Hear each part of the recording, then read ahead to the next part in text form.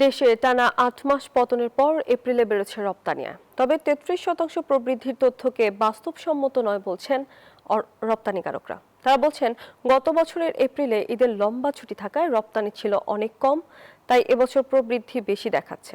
এদিকে মধ্যপ্রাচ্যের যুদ্ধ না থামলে রপ্তানি বাজার ঘুরে দাঁড়াবে না বলে মনে করেন অর্থনীতিবিদরা। আরও জানাচ্ছেন রিয়াদ সুমন। রপ্তানিতে বড় উল্লম্ফন নিয়েই শুরু হয় চলতি অর্থ বছর। প্রথম মাস জুলাইয়ে পণ্য রপ্তানি থেকে $477 কোটি আয় হয়, যা ছিল আগের অর্থ বছরের একই মাসের চেয়ে 24.90% বেশি। তবে দ্বিতীয় মাস আগস্টে এসেই হোঁচট খায় রপ্তানি প্রবৃদ্ধি। এরপর থেকে গত মার্চ পর্যন্ত টানা ৮ মাস কমে আসে রপ্তানি আয়। রপ্তানির ধারাবাহিক সেই পতন থেকে কিছুটা ঘুরে দাঁড়িয়েছে বাংলাদেশ। এপ্রিলে আয় এসেছে প্রায় $400.99 কোটি, যা গত বছরের একই মাসের তুলনায় প্রায় 33% বেশি। বিজিএমই বলছে, এপ্রিলে পোশাক রপ্তানিতে যে প্রবৃদ্ধি লক্ষ্য করা গেছে তা মূলত আগের বছরের একই মাসে রপ্তানি কম হওয়ার কারণে।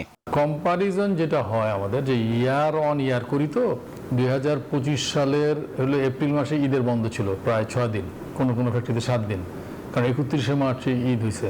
আর এই বছরের পুরো 30 দিনের মধ্যে আমরা 26 দিন কাজ করি, 26 দিনে আমরা কাজ করতে পারছি। সো সেই জন্য এই কম্পারিজনটা ধরুন রাইট রিফ্লেকশন না, 31% গ্রোথ অবশ্যই না।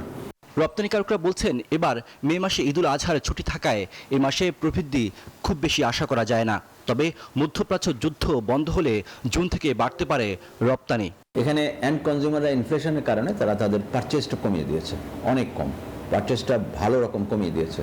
এই কমিয়ে দেওয়ার কারণে আমরা একটা লো ডিমান্ড আমরা দেখছি, এবং ইভেন বায়াররাও অস্বস্তিতে আছে। যুদ্ধ তো থামছে না, সেই যুদ্ধ যদি থেমে যায় তাহলে কিন্তু আমরা একটা পরিস্থিতিতে যাব।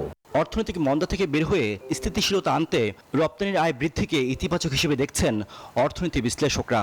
তবে যুদ্ধ পরিস্থিতি বিবেচনায় রপ্তানির প্রবৃদ্ধি ধরে রাখতে জ্বালানি নিরাপত্তার উপর জোর দেন তারা। এলএনজি ইম্পোর্টের ক্ষেত্রে কিন্তু 70-80% ওই গালফ কান্ট্রি থেকে আসতো।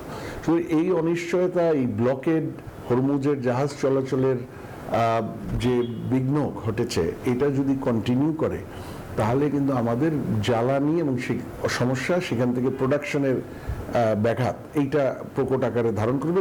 যুক্তরাষ্ট্রের শুল্ক চাপ মোকাবেলায় ভারত, পাকিস্তান, ভিয়েতনাম, চীন সহ প্রতিযোগী দেশগুলো যেভাবে ইউরোপ ও যুক্তরাষ্ট্রের বাজার দখল করছে, সেখানেও টিকে থাকতে হবে বাংলাদেশকে, এমনটাই মনে করেন অর্থনীতি বিশ্লেষকরা। রিয়াদ সুমন, নিউজ 24, ঢাকা।